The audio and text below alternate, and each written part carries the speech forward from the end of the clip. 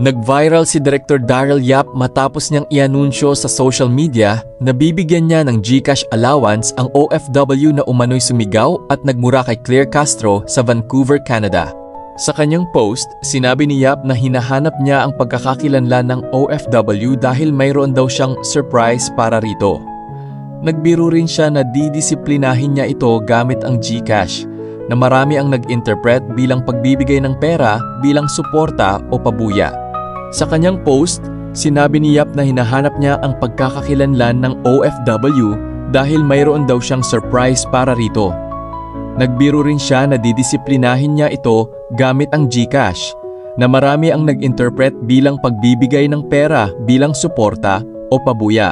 Sa kanyang post, sinabi ni Yap na hinahanap niya ang pagkakakilanlan ng OFW dahil mayroon daw siyang surprise para rito.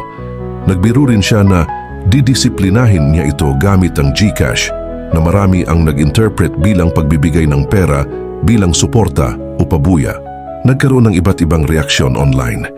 May mga sumusuporta sa ginawa ni Yap, habang may iba namang nagsasabing hindi dapat hinihikayat o ginagantimpalaan ang ganitong uri ng pag-uugali. Ang pananaw ng publiko ay nananatiling hati sa isyu.